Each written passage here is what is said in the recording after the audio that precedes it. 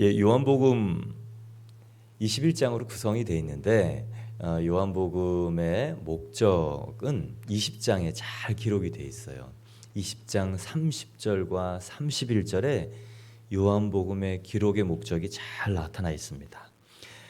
예수께서 제자들 앞에서 이 책에 기록되지 아니한 다른 표적도 많이 행하셨으나 오직 이것을 기록함은 너희로 예수께서 하나님의 아들 그리스도이심을 믿게 하려 함이요 또 너희로 믿고 그 이름을 힘입어 생명을 얻게 하려 함이라. 요한복음의 기록 목적은 크게 두 가지라는 것입니다. 예수님이 누구냐? 하나님의 아들. 무엇을 하셨냐? 그리스도, 메시아, 대속사역을 위해서 우리 죄를 사하신 분. 이게 예수님의 본성과 사역에 대한 가르침이 첫 번째고, 두 번째, 그분을 영접하는 자 곧 그 이름을 믿는 자에게, 영접이란 받아들이는 것인데요, 나의 주 나의 하나님으로, 이 도마의 고백처럼 나의 주 나의 하나님으로 고백할 때 우리에게 이 영적인 생명이 임하는 줄 여러분 믿으시기를 축원합니다.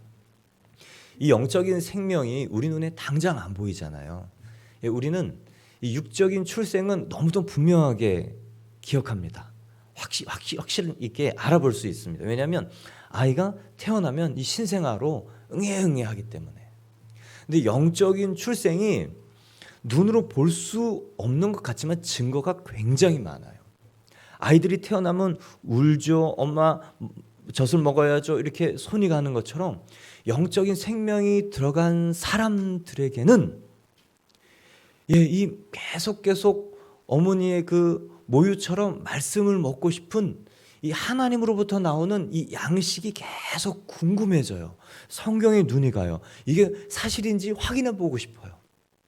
그러다 어느 순간에 이렇게 살짝 자라나고, 어느 순간엔 튼튼해지고, 어느 순간에는 청소년처럼 자라나고, 어느 순간에 청년처럼 일을 하다가도 또 실패를 하다가도 또 훈련이 되면서 이 성인들처럼, 사회인처럼 익숙한 일을 해낼 수 있는 이 성인으로 쭉 발전되어 가는 과정들을 볼 수 있습니다. 그러나 당장에는 티가 안 나는 것 같지만 말씀이 좋고, 또 어떤 사람은 세상 만나던 사람들하고 관계가 끊어지고, 또 그냥 딱 교회에 올 수 있는 한두 사람만 끈을 연결해서 하나님이 놔두시기도 하고, 정말 우리는 그것을 광야라고 하지만 하나님께서는 그것을 인큐베이팅이라 그래요. 출애굽 백성들이 광야에서 하나님이 먹이시고 입히신 그 일을 우리 출산과 또 육아로 비유를 하자면 인큐베이터 안에 들어가는 일이다. 하나님이 책임지시고 먹이시고 기르시는 과정. 그러다가 성장해서 정말 하나님의 일꾼이 되어가는 거죠. 그렇게 예수님의 영적인 생명이 눈에 보이는 것 같지 않지만 생명은 반드시 자란다. 여러분 믿습니까? 네. 그래서 5년, 10년 이렇게 성경책 들고 왔다 갔다 한다고 믿음이 자라는 것이 아니고, 믿음은 들으면서 난다. 말씀을 듣고 그 말씀을 상고하고 그 말씀이 나를 인도해 가시는지 기도하고, 그렇구나, 예수님이 정말 계시구나 라고 정말 내 인생을 이끌어 가시는 그 예수 그리스도를 분명히 말씀으로 삶으로 확인할 때 믿음이 능력이 됩니다. 아멘. 그렇게 될 때 우리 안에 믿음의 확신이 더 생겨서요, 정말 하나님의 마음과 뜻을 갖고 기도하는 사람들이 됩니다. 요한복음 기록 목적 두 가지죠. 예수님이 누구냐? 하나님의 아들이다. 그분 무엇을 하셨냐? 그리스도, 메시아, 구원자. 그리고 그분을 주인으로 영접하면 영생, 생명, 하나님의 자녀가 되는 권세, 이 땅의 상속자, 하나님의 상속자가 돼서 하나님의 다스림의 일을 하라고 보냄받은 사도가 되는 것. 이게 놀라운 비밀입니다. 여기까지 했으면 이제 요한복음은 맞춰도 돼요. 그런데 21장은 부록처럼 이 제자들 다시 고향으로 돌아가서 낚시를 하고 그물을 깃고 고기를 잡는 이 제자들을 예수님이 그 갈릴리에서 만나자 그리고 찾아가서 위로하시고 다시 처음 제자로 부르시던 그 갈릴리 바닷가에서 정말 그 사람들이 가장 잘할 수 있는 전공은 뭐냐면 고기 잡는 일입니다. 근데 전공을 다시 해보려고 딱 했는데 그게 너의 본업은 아니다. 사람 낚는 그 일이 너의 본업이고 이제 옛날 전공은 사람 낚는 일을 하기 위해서 너에게 주신 하나님의 선물이다. 이렇게 말씀하시는 거예요. 그래서 21장은요. 1장부터 20장 전체를 그냥 내용을 이 사람에게 하시는 위로와 소명으로 설명해 주시는 그냥 딱 한 장의 모든 것을 요약한 내용입니다. 21장을 가만히 보면요. 베드로에게 이제 3번 물으시잖아요. 내가 나를 사랑하느냐, 내가 나를 사랑하느냐, 내가 나를 사랑하느냐. 왜 이렇게 3번 물으실까요? 예? 왜 3번 물으실까요? 베드로가 예수님 3번 부인하잖아요. 그죠? 그러니까 예수님이 그 실수를, 그 민망함을 본인도 네가 나를 사랑하느냐, 그러니까 본인이 사랑합니다라고 얘기를 못해요. 그러니까 주님이 하십니다. 그냥 이 말로 할 수밖에 없는, 자기도 민망해. 그래서 주님 알잖아요. 그냥 이렇게 얘기해놓고 그냥 고개를 푹 숙이고 있는데 실수를 만회하고 이전 것들을 지원해서 새롭게 예수님 앞에 설 수 있는 기회를 주시는 분, 그분이 예수님입니다. 여러분, 사람의 전공은 실수다. 부전공은 후회요, 낙심이다. 전적으로 동의가 돼요. 하나님의 전공은요, 회복이에요. 살리는 거예요. 다시 기회를 주시고 훈련시키셔서 정말 내가 봐도 놀랄 만한 열매들을 맺게 하시는 그 일이 하나님의 전공인 줄 믿으시길 축원합니다. 저는 다시 기회를 주시는 것이 얼마나 감사한지 모르겠어요. 우리는 잘하려고 마음을 먹어도 실수를 해요. 그리고 이 스테디하게 계속적으로 하고 싶은 열정이 있지만 청년들처럼 업앤다운이 심해요. 그리고 또 좋은 동기로 시작하지만 이 시행착오를 겪을 때가 얼마나 많습니까? 그래서 이 사람들은요, 나의 작은 가능성을 보고 격려해주고 그리고 기회를 주고 기다려주는 사람 만나면 꽃이 피는 거예요. 그래서 제가 우리 자녀들, 우리 부모님들에게 자녀들을 위해서 기도할 때 이 기도를 반드시 하십시오라고 얘기를 하고, 축복 기도를 할 때 만남의 축복 기도를 합니다. 왜요? 사람은요, 어떤 사람을 만나느냐 너무 중요하잖아요. 그죠? 맞아요. 조금 흠이 있고 실수가 있지만 앤 설리반 같은 선생님을 만난 헬런 켈러. 헬런 켈러는 난폭했대요. 여러분 다 아시지만 그래서 감금해놨대요. 이 지하에. 부모가 창피해서 아무도 만나려고 하지 않고 또 스스로도 다른 사람을 거부했던, 그런데 그 자기 스스로도 이 장애를 가졌던 앤 설리반이 그 계속 문을 두드리고 노크를 하고 또 한 단어씩 가르치고, 그래서 여러분 뭐 놀라운 사람으로 변화되잖아요. 이 헬렌 켈러가 많은 사람의 이 장애의 어머니로 장애를 딛고 사람들에게 희망과 새 삶을 펼쳐내는 그 일, 이 헬렌 켈러에게 또 있었던 그것이 바로 그 만남의 축복 때문에 그렇습니다. 오늘 그 만남의 축복이 너무도 잘 드러나는 장면이 바로 21장이에요. 여러분, 예전에 우리의 모습이 어떻든 다 사실이죠. 인정합니다. 그러나 오늘 예수님께서요, 그 족쇄를 다 벗겨주세요. 오늘 베드로와 6 제자들을 찾아가서 밤이 맞도록 이 고기를 잡아요. 가장 자신 있는 일, 자신의 전공, 눈 감고도 할 수 있는 일, 근데 그 밤에 아무것도 잡지 못합니다. 여러분, 우리는 예수님이 오른쪽에 그물을 던져서 만선이 되는 것을 기적이라고 생각하는데요. 예수님의 첫 번째 기적이 오늘 이 전공자, 눈 감고도 할 수 있는 그 일, 그날 밤에 아무 고기 한 마리도 잡지 못한 게 제자들에게 있는 첫 번째 기적이라는 거 아셔야 돼요. 나에게 있는 이 낭패, 빈 그물, 빈손. 근데요, 재밌는 건 뭐냐면 이게 실패로 여겨지는 사람과 이것이 하나님이 일하시는 전조의 축복이라는 것을 알고 있는 사람은요, 마음가짐이 다르고 해석이 다르기 때문에 새로운 선포를 하게 됩니다. 그래서 믿음이란 어떻게 해석하느냐예요. 그래서 성숙하냐 안 성숙하냐는 자기의 앞에 있는 일을 누구의 눈으로 바라볼 거냐, 많은 대다수의 사람들의 눈으로 바라볼 거냐, 아니면 믿음을 가진 사람들의 눈으로 바라볼 거냐, 조금 더 나아서 하나님이 기대하시는 것을 생각해내는 믿음이 되는가.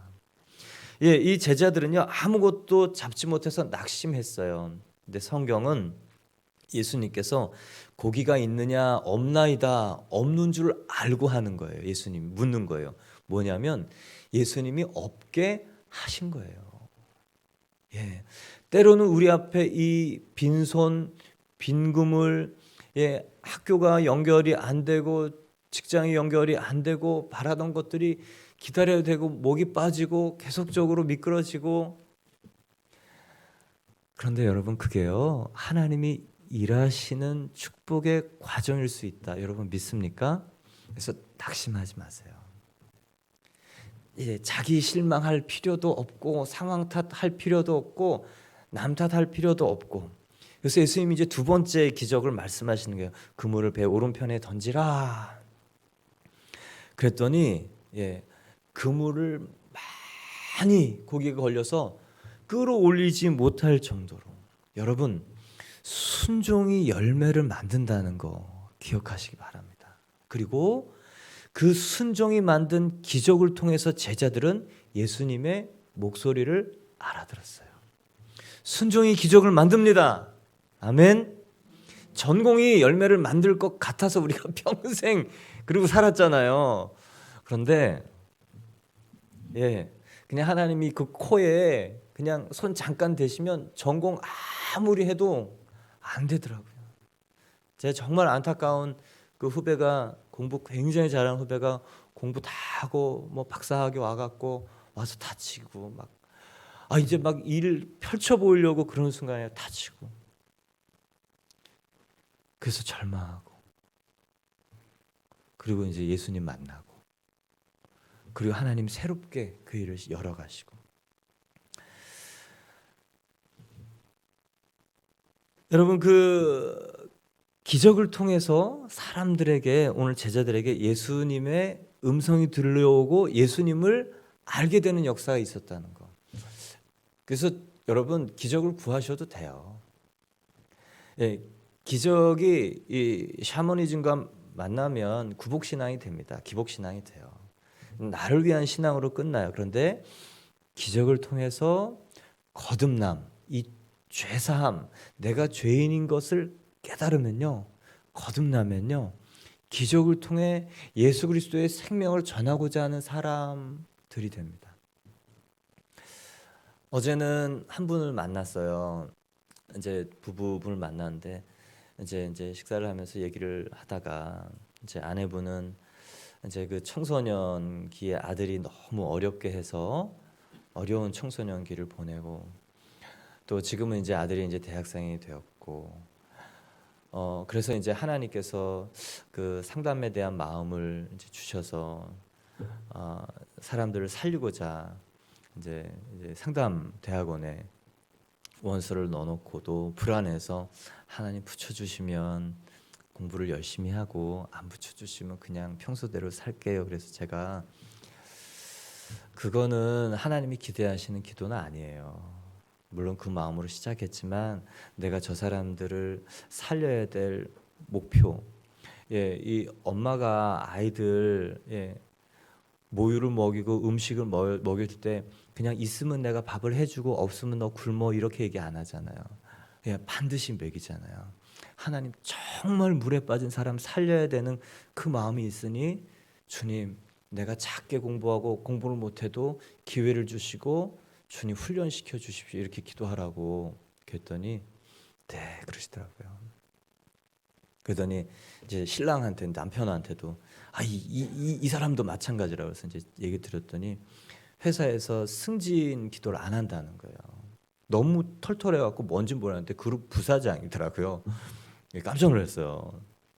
그래서 이제 전무인데 부사장인데 이제 승진을 너무 일찍 해갖고 자기는 이 비서실장 하면서 그런 기도가 안 나오더래요. 자기는 참모형이지 이 사장 스타일이 아니라고 해서 제가 얘기 드렸어요. 저도 이 권력이나 이 지시에 대한 알레르기가 있는 사람입니다. 근데 북한 앞에서 악한 권세, 악한 권력 앞에 신음당하고 죽어가는 사람들 보니까 여러분 권력을 구하게 됐어요. 제가 권력이라는 것 자체는 하나님께서 우리에게 다스리라고 주신 명령이고 힘이고 그냥 가치 중립적인 겁니다. 그래서 정말 이 단표누황 그냥 편안하게 하나님 시키는 것만 하겠습니다. 그냥 기회가 생기면 그냥 할게요라고 생각하는 분들은 제가 다 그 압록강 앞에 좀 6개월씩 지내보게 해보고 싶어요. 눈에 불이 나요. 여러분 정말 가르치던 사람들 보위부 나와서 끌려가잖아요. 바로 처형당해요. 그리고 아우지에 갑니다. 그런 소식을 전해줘요. 정보원들이. 그거 몇 번만 겪으면요. 와, 진짜 내가 정말 이 막 구하고 힘을 달라고 목 놓아 부르지 않을 수 없어요. 여러분 자녀들 한번 그렇게 어려움 속에 있으면 그 부모 강력하게 기도하는 거랑 똑같아요. 그래서 제가 그 얘기 드렸어요. 저기 잠깐 그 부사장직 내려놓고 인민으로 그 압록강 앞에 좀 지내보라고. 공산당. 그때 목사님 그렇게 구해도 됩니까? 그래요. 그래서 집사님 앞에 그 하나님의 그 선한 목적, 하나님의 당위성이 있을 때 부르짖어야 돼요. 그게 있어야 부르짖을 수 있어요. 그래야 우리의 사심이 있는 것도 알지만 하나님이 기회를 주셔서 사심을 제하시고 사람 살리는 사람들로 만들어갑니다. 부르짖으세요. 구하세요. 그랬더니 그래도 되는군요. 하나님은요 이 제자들 안에 이 사심이 많다는 걸 알고 예수님이 부르셨어요. 그래서 계속 바꾸갑니다. 그리고 결국엔 사심 없이 일할 수 있는 사람들로 만들고 목숨이라는 이 에고의 핵심, 이 사심의 총합 그냥 내려놓고 일할 수 있는 사람들로 만들잖아요. 네, 그게 한순간에 되지 않아요. 실수를 기다려주고 때로는 이거 해야 돼 또 시키기도 하고 강압하기도 하고 그러면서 가르치기도 하고 그리고 알려주고 그리고 격려하면서 그렇게 해가시는 하나님의 방법. 그래서 제가 그분한테 그랬어요. 그렇게 기도하시라고. 하나님 그 자리를 좀 주십시오. 내가 많은 사람들에게 이 예수 그리스도의 생명, 그분은 이제 전도를 굉장히 잘하시더라고요. 그럴 수밖에 없을 것 같아요. 부하 직원들이 이 권력력이 없는 그냥 이 회사가 법률적으로 이제 변호사니까 어떻게 해야 되는지 정말 자기 사역보다 그 일을 위해서 이제 회장한테 옳은 얘기를 하는 거를 보면서 전도를 너무 그러니까 이 후배들이 이 부하 직원들이 이 부사장님 같으면 정말 그런 분만 있으면 교회 가고 싶다고 전도를 많이 하시더라고요. 그래서 제가 그랬어요. 입을 크게 여세요. 하나님 나라에 거룩한 꿈을 주시기를 구하고 주님 그 기회를 나에게 주셔서 주님 일할 수 있게 해주십시오. 여러분 그래서요 거룩한 꿈이 중요해요. 그 거룩한 꿈 안에 우리 안에 사심이 들어가 있겠습니까? 안 들어가 있겠습니까? 들어가요. 근데 예수님이 이렇게 다 이렇게 털어내요. 걱정 마세요. 이렇게 두 번째 물고기 기적을 통해서 예수님을 발견하는 것. 그래서 목요일 날 이제 많은 분들이 이제 오시기 시작했어요. 저희 뭐 광고도 안 했고 그렇지만 이제 오시기 시작하면서 아유 여기가 조금 벌써 작다라는 생각이 조금 들고, 또 하나는 그분들을 양육할 만한 양육자가 부족하구나. 빨리 세워져야 되겠구나. 그 마음이 이제 이 시급한 마음이 생겼습니다. 여러분, 기적만 있는 교회는요 나중에 부패합니다. 근데 기적과 말씀이 있고 그 말씀으로 성령이 임하면요 거듭나는 교회 돼요. 사람들이 살아나요. 눈이 달라져요. 눈이 밝아집니다. 이제 베드로 얘기를 조금 하면 15절에 그들이 조반 먹은 후에 예수께서 시몬 베드로에게 이르시되 요한의 아들 시몬아 내가 이 사람들보다 나를 더 사랑하느냐 하시니 이르되 주님 그러하나이다. 내가 주님을 사랑하는 줄 주님께서 아시나이다. 이르시되 내 어린 양을 먹이라 하시고, 또 두 번째 이르시되 요한의 아들 시몬아 내가 나를 사랑하느냐 하시니 이르되 주님 그러하나이다. 내가 주님을 사랑하는 줄 주께서 아시나이다. 이르시되 내 양을 치라 하시고, 세 번째 이르시되 요한의 아들 시몬아 내가 나를 사랑하느냐 하시니 세 번째 내가 나를 사랑하느냐 하시므로 베드로가 근심하여 이르되 주님 모든 것을 아시오매 내가 주님을 사랑하는 줄을 주께서 아시나이다. 예수께서 이르시되 내 양을 먹이라. 아침 식사가 마치죠. 숯불로 예수님이 생선을 구워주세요. 떡을 구워주세요. 예수님이 제자들에게 너희들 잡은 물고기 153마리나 되는 물고기 중에 하나 가져오라고 그래요. 예수님이 굳이 제자들이 잡은 물고기가 필요하진 않았어요. 예수님이 오병이어 그냥 한순간에 많은 물고기가 물속에서 튀어나오게 할 수도 있는 분인데 우리의 작은 순종으로 거둔 열매로 우리의 풍성한 이 식탁, 우리의 기쁨, 뿌듯함 그리고 우리의 양식을 삼는다는 것을 알려주시기 위해서 그 물고기로 조반을 만듭니다. 베드로는요 그 물고기보다 그 시선이 어디에 가 있었을까? 숯불. 왜냐하면 예수님이 십자가에 못 박히시려고 신문 받는 그때에 불 피워놓은 사람 틈바구니에 서서 그 숯불 속에서 불을 쬐고 예수님의 제자가 아닌 척 숨어 있었어요. 사람들 틈바구니 속에. 근데 그 민망한 자기 보호의 그 불을 오늘 그 예수님이 위로와 격려와 그리고 사명의 불, 생명의 불, 이 기름 부으심으로 숯불의 의미를 바꿔주십니다. 베드로를 보면 이 호언장담하는 게 베드로의 이 특징이에요. 첫 번째는 마태복음 16장 16절에 내가 나를 누구라 생각하느냐 예수님이 물을 때 베드로가 주는 그리스도시요 살아계신 하나님의 아들입니다. 마태복음 16장 16절에 이렇게 말씀하시죠. 그 전까지는요 귀신만 예수님의 정체, 신분, 신성을 알아봤어요. 그 전에는 예수님의 신성에 대해서 알아본 사람은 딱 한 사람이었어요. 세례 요한.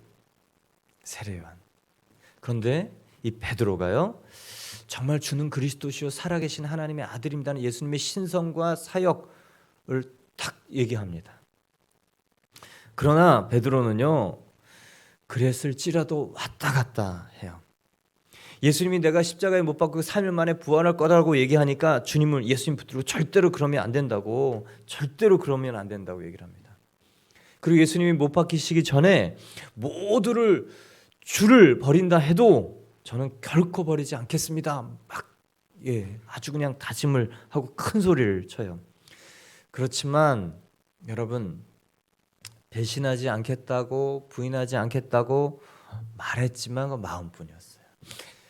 예수님의 십자가 앞에 인간의 두 가지의 배신이 잘 나타납니다. 하나는 이 가룟 유다의 배신, 악의적인 배신, 작정하고 배신하고자 하는 이 악한 중심. 이거는요 이 자기가 주인 되면 그럴 수밖에 없어요. 나를 위해서 살아야 되기 때문에. 근데 예수님께 가면, 예수님의 이 제자가 되면 베드로의 두 번째 배신을 보면서 어쩔 수 없는 배신, 상황 때문에 밀려서, 뭐 사람이 배신하겠어? 돈이 배신하는 거지. 인간이 연약하니까 상황에 밀려서 어쩔 수 없이 상처를 주고 배신을 하고 배반을 하고 돌아서는 거지. 본심이야 그러겠어? 우리가 당하는, 또 우리가 경험하는 이 배신 두 가지가 잘 나타납니다. 그래서 예수님께서요, 인간이 어쩔 수 없는 그 마음을 바꾸시고자, 그 마음 안에 있는 이 생명을 온전케 하시고자 이 땅에 오신 것이에요. 큰 소리는 다 쳤는데 베드로가 그 고백을 지킬 능력이 없지요. 마찬가지예요. 우리는 옳은 대로 말할 수 있지만 옳은 대로 살아갈 수는 없어요. 그래서 성령의 불이 임해와 그래야 우리는 그 기준, 하나님이 우리에게 말씀하신 기준, 정말 맞다고 동의하지만 살아가기 힘든 그 기준에 내 걸음을 내딛게 됩니다. 오늘 베드로가 부활하신 예수님 보고도 이 갈등, 이 그냥 여러 가지, 그러나 그 예수님께서 내가 나를 사랑하느냐, 숯불을 구워 조반을 만들어 주시는 그 일을 보면서 그 마음이 이렇게 좀 막 그냥 풀어져 가는 거죠.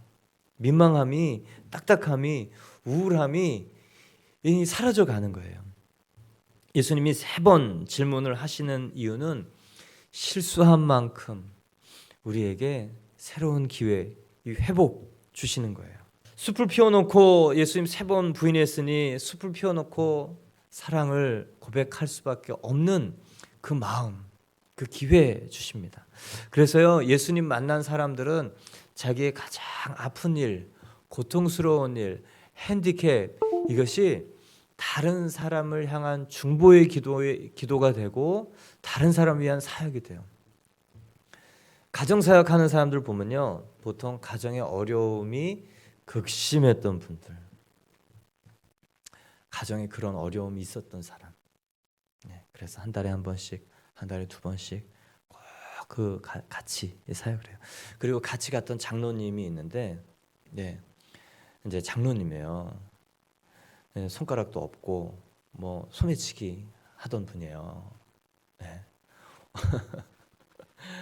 말을 기가 막히게 해요. 근데 그러는 거예요.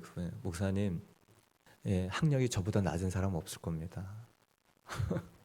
그러시더라고요. 왜요? 그랬더니 자기는 이 남대문 시장 시장통에서 막 살아서 어릴 때부터 커갖고 막, 근데 예수님 만나고 정말 감격스러워서 주일날 아침 새벽 일찍 와갖고 줄을 딱 마친대요. 그리고 강대상 앞에서 이게 줄이 잘 동정되도록 그 5년, 10년 이렇게 하는 거예요. 누가 알아주지 않고 뭐 그냥 자기가 예수님 만난 게 너무 감사해서. 근데 어느 순간에 집사를 주시고 저 집사 장로 주세요. 그래갖고 장로 받았대는데 자기보다 학력이라고 할 게 없는 거예요. 학교를 다녀본 적이 없으니까. 근데 그분이 이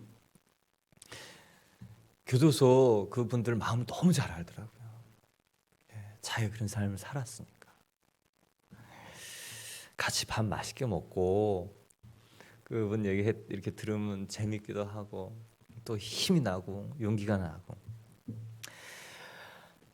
그래서 어려움을 겪었던 사람들이 예수님을 만나면 그 사람들의 마음을 헤아려서 사역을 하게 되는 거예요. 오늘 배신했던 베드로가요, 나중에 많은 사람들, 배신하고 도망간 사람들 막 기르잖아요. 마가 요한 기억나세요? 사도 베드로랑 같이 1차 전도여행 갔다가 바나바의 조카 갖고 이 곱게 자란 이 마가 요한 그냥 중간에 돌아오잖아요. 선교지 힘드니까. 그래서 이제 바울이 안 되겠다, 딱 정리를 합니다. 근데 나중에 베드로 앞에 가갖고 훈련 받고, 그리고 베드로가 보았던 예수님의 3년의 공생의 얘기를 다 전해 듣고 마가복음을 이제 기록하는 거예요. 저는 제가 이 치유 사역을 하게 된 계기가 있어요. 이제 저 스스로 이제 몸이 너무 아팠고 20대 절망했고 뭐 절망의 끝은 다 똑같아. 어떻게 죽으면 좋을까? 예, 청년이 그걸 생각한다는 것 자체가 예, 참 비극이지만 절망 속에 있는 사람이 그 생각하지 않을 수 없어요. 그래서 정말 앞이 보이지 않는 그 절망 이대로 끝나면 너무 억울하겠다. 이 분노 그리고 어디 가도 도움을 받을 수 없다는 이 외로움, 쓸쓸한 고독. 근데 그것을 예수님께서 고쳐주신 거. 예, 그래서 저는 이 아픈 사람들 마음을 제가 이해를 해요. 예. 그리고 또 이 내적 치유, 정신 질환, 또 신경증, 귀신 들림 이 일을 시작하게 된 계기가 제가 신학교를 2005년에 이제 들어갔죠. 35살 들어갔는데 3학년 때 이제 아프게 된 거예요.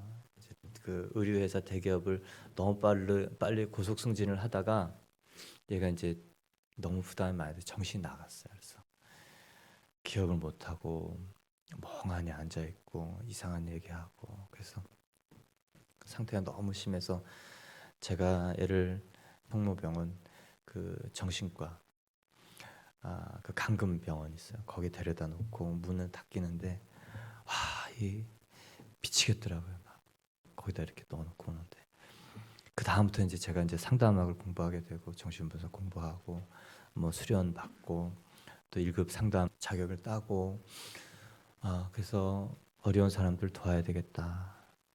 이제 그렇게 이제 상담하다가 이제 중국을 간 거예요. 예.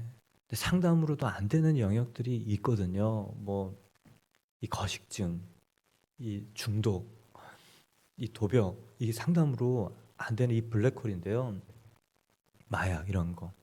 중국에서 예수님을 선택할 때 예수님 막 치료하시는 것을 보면서 지금은 그 사람들을 향한 그 가족을 향한 안타까움이 그대로 있고 예, 그 고통이 내 마음에 그 고통도 제가 헤아리지만 이제는 그 솔루션 해결책을 제가 아니까 제가 그 교회 이 교회를 그 기도를 하게 되는 것 같아요. 하나님 그런 분 보내주십시오. 하나님 기도대로 응답하시는 것 같아요. 예, 마음 상한 사람, 예, 환난 당한 사람, 예, 가족이 어떻게 그냥 손 쓰다 가족들까지 예, 상한 사람들 보내주십시오. 그분들 오면요 어수선해요. 예, 어수선해요. 근데 여러분 그냥 참으세요. 지나갑니다. 그리고 이 말씀을 가르치면 사람들이 변한다는 것을 제가 너무도 분명히 봤기 때문에 예, 말씀 사역자들이 이제 세워져야 되는 거죠. 오늘은 제가 설교를 해야 되는데 계속 제 간증만 얘기하고 있네요. 왜냐하면 내 양을 먹이라, 내 양을 치라. 이 목양과 목회와 하나님의 그 일을 내가 개인적으로 가슴 아픈 일을 해결받고 그게 감격스러워서 저 사람 마음도 이 마음이겠지 고통스러운 마음에서 해결될 방법이 있다라고 생각하니까 제가 그 일을 하게 되고 그 얘기를 하는 거예요. 여러분 내가 예전에 어떤 이 실패, 실수, 배신, 아픔이 있을 수밖에 없는 게 인간이고요. 그러나 예수님을 만나면 이제 그게요 중보의 내용이 되는 줄 믿으시기 바랍니다. 그래서 사람 살아나는 거예요. 자기 마음처럼 기도하는 사람. 예, 그게 예수 그리스도 이 요한복음에는 너희가 내 이름으로 기도하면 내가 무엇이든지 응답하리라. 지금까지 너희가 구하지 아니하였으나 구하라. 그리하면 받으리니 너희 기쁨이 충만하리라. 그런 내 이름으로라는 다른 의미는요. 예수 그리스도의 마음처럼 기도하는 사람이 있으면 하나님 마음에 합당한 그 기도를 하는 사람이 있으면 그 마음이 내 마음 같아서 정말 간절히 기도하는 사람이 있으면 응답하겠다는 마음이에요. 예수의 마음은요 사람을 향해 있어요. 사람에게 생명을 넣고 기회를 주고 살아나게 하고 오늘 베드로에게 부어진 이 내가 나를 사랑하느냐 하는 질문, 이 회복의 질문, 그리고 그 이후에 이 회복 이후에 비전을 주시는 내 양을 치라, 내 양을 먹이라. 참 부담스럽죠? 예, 목사님 제 인생 하나도 버거운데요. 지나 보니까 자기 인생 붙들고 씨름하면 자기 인생 자체도 버거워요. 그래서 그냥 내 인생은 주님이 책임지시겠지. 그리고 하나님 뭘 원하실까? 그 일 뭘까? 하나님 눈 어디에 머물까? 그렇게 찾아다니다 보면 어느새 내 일은 그냥 되고 되어지고 해주시는 그 일을 발견하게 됩니다. 아멘? 안 믿기세요? 네, 그래요. 제 인생 하나 건사하지 못해가지고 일어나지도 못하는 인생을 하나님께서 이렇게 예수 그리스도의 복음을 선포하게 하고 저만 핸디캡이 있나요? 여러분 다 이렇게 멀쩡하신가 봐요. 네, 사람은요 한꺼풀 거두면 똑같아요. 다 그냥 멋있게 넥타이 매고 예쁜 옷 입고 앉아 있지만 한꺼풀 거두면 그 마음이 다 똑같아요. 인생의 이 세상 권세, 악한 권세 아래 살면서 생겨나는 이 불협화음이 인간에게는 그대로 고통이에요. 또 예수님이 주인 되시지 않는 인간에게 생겨나는 그 자아의 욕심의 본성 때문에 생겨나는 이 구조적인 이 고통은 자기 안에 그리고 가족 안에 다 나타납니다. 내 양을 먹이라. 이 양은요 아직 미숙한 사람, 세상이 전부인 줄 알고 사는 사람,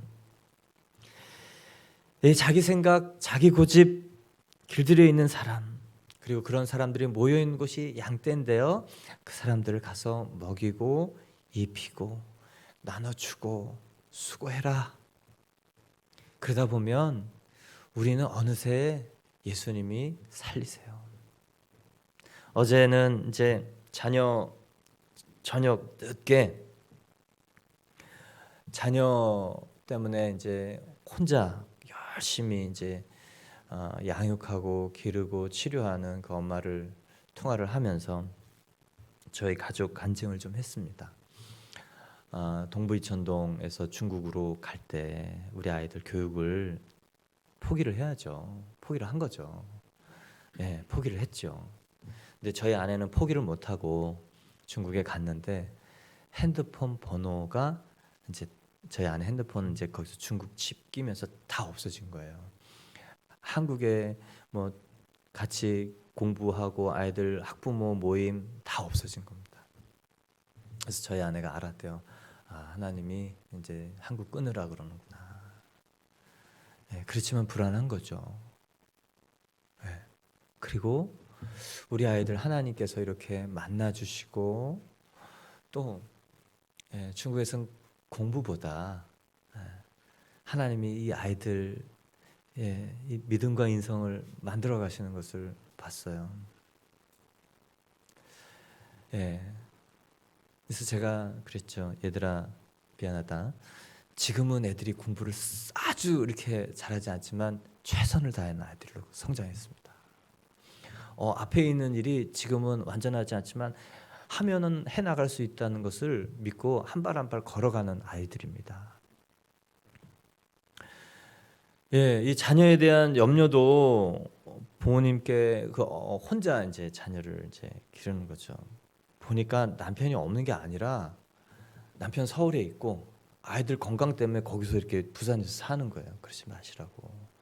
아버지하고 이제 아이들하고 지낼 수 있는 청소년 기간 이후 되면 만날 수 없는데 이제 같이 지내라.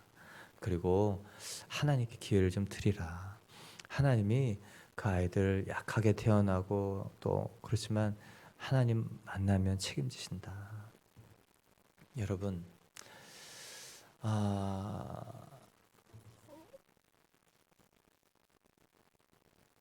다른 사람들의 사정과 상황을 여러분 많이 들을 수 있길 바라요. 언제 회복이 되냐면요, 이제 그룹 안에 들어와서 나만 이 고통을 당하는 줄 알았는데 나보다 더 큰 고통을 당하는 사람도 있고 더 적은 고통을 당하는 사람도 나보다 더 아프게 살아가는 것을 보고, 정말 내가 볼 때는 아무것도 아닌데 정말 세상 짐을 다 지는 것처럼 괴로워하는 사람도 보고, 또 나보다 더 큰 괴로움을 당했는데 그게 아무 일도 아닌 것처럼 예수님 앞에 해결받고 살아가는 사람들을 볼 때요, 내가 내 안에 빠져 있었구나. 오늘 베드로, 자기 함몰 안에 들어가 있던 베드로, 3번이나 예수님을 부인해서 얼굴조차 보기 민망한 베드로, 예수님께서 이거를 다 제해 주시면서 내 양을 먹이라라고 하지 않습니까? 여러분, 예수님은요, 승승장구한 대제사장 사도 바울 쓰시지 않았습니다. 사도 바울이 눈이 멀고, 이 사도 바울이 정말 실망하고, 그리고 사람들한테 의심을 당하고, 그러면 훈련시키시면서 썼어요. 그 한경직 목사님 아시죠? 영락교회 또 담임하시고 북한에서 평양에서 내려오셔서 그 일제시대 또 6.25 50년대 60년대 70년대 정말 은혜의 시대를 이끌어갔던 그리스도 성직자 리더였습니다. 사회적으로 굉장히 존경을 받았죠. 많은 정치계 사람들이 와서 의견을 물을 정도로. 왜요? 미국에서 신문물 공부하고 왔고, 또 그 삶이 훌륭했고. 근데요, 1992년 한경직 목사님이 템플턴상을 수상했답니다. 노벨상에는 종교 부분에 노벨상이 없어서 종교계의 노벨상이라고 얘기하는 템플턴상을 이 영국 스위스 황실에서 수여하는 이 상을 받으셨대요. 이 종교계의 노벨상. 이 청렴하고 고결한, 그리고 정말 신앙적인 목회자의 모델이어서 정말 한국 교회에 미친 영향이 강력하기도 해서 이 상을 주었다는데요. 그 상 받는 그 당시 현장에서 102만 달러, 그냥 그것을 그냥 북한 사역으로 헌금을 내놓으셨다 그래요. 왜 그런가? 그리고 그분이 시상식 소감 얘기하는데 이렇게 얘기했다고 합니다. 저는 일제시대 때 신사참배한 죄인입니다. 자기가 그 영예로운 상을 받아서 모두가 그걸 기억하는데 그 얘기를 하셨다는 거예요. 그리고 내가 평생 정말 예수님이 기대하시는 삶을 살고자 했던 이유는 나는 신사참배한 배신자이기 때문에 그렇습니다. 근데 참 재밌어요. 하나님이 정말 이 50년대, 60년대, 70년대 기독교의 순수함과 부흥을 이끌었던 사람을 배신자를 사용하시는 것. 물론 옥중에서 죽어가신 분들을 사용하실 수도 있었어요. 그 사람들 살리셔서. 근데 그분들은 순교의 피로 기독교를 정케하는 그 일로 사용하시고, 정말 참여하고 자기의 실수를 깨닫고 기회를 주시는 예수님 앞에 온전히 새로운 반응을 하는 한경직 목사님. 이 실패자, 배신자, 회심자, 그리고 새로운 비전을 받은 자, 다시 기회를 부여받은 그 사람을 통해서 대한민국에 놀라운 부흥. 그래서 여러분, 실패가 있던, 실수가 있던, 그리고 과거에 어떤 허물이 있던, 그거 중요하지 않습니다. 내가 정말 예수 그리스도의 용서를 경험했는가? 정말 그분의 간절한, 간곡한, 그리고 기회를 주신 그 부탁, 내 양을 먹이라, 살려내라. 할렐루야. 하나님이 그 사람들을 쓰십니다. 고린도전서 1장 27절 29절을 보면 세상에 미련한 자를 택하사 지혜 있는 자들을 부끄럽게 하려 하시고, 세상의 약한 자들을 택하사 강한 것들을 부끄럽게 하려 하시고, 하나님께서 세상의 천한 것들을 멸시받는 것들과 없는 것들을 택하사 있는 것들을 폐하려 하시니 이는 아무 육체도 하나님 앞에 자랑하지 못하게 하려 함이라. 예전에는 이게 굉장히 마음에 거슬렸어요. 그래, 어쩔 수 없이 내가 루저인가 막 그런 생각 때문에. 근데 예수님을 만나고 나니까 그래요, 저 루저였어요, 괜찮아요. 그런데 하나님 나를 새롭게 부르셔서 사용하세요. 제가 이 3년 전에 아침마다 일어날 때 제가 음성을 들었어요. 소리치는 음성 때문에 벌떡 일어났어요. 살려내! 살려내! 이게 음성인지 명령인지 소리치는 건지 그 때문에 벌쩍 일어났어요. 그래서 제가 그때 빌립보서 요한일서 강의할 때 제가 이제 강의 중에 제가 요즘 그 음성 때문에 깬다고. 여러분, 이 급하고 강한 마음, 그러나 예수님은 이 부드럽게 내 양을 먹이라라고 말씀하시지만 예수님의 마음이 얼마나 이 물에 빠져가는 사람, 또 정말 이 낙심해서 안타까운 선택을 하는 사람, 그리고 더 이상 소망이 없다고 생각해서 자포자기한 사람들 찾아가기를 원하시는가? 오늘 저 여러분에게 내 양을 먹이라, 내 양을 치라. 여러분, 이 말씀이 여러분 안에 정말 소망으로 임하기를 축원합니다. 아멘.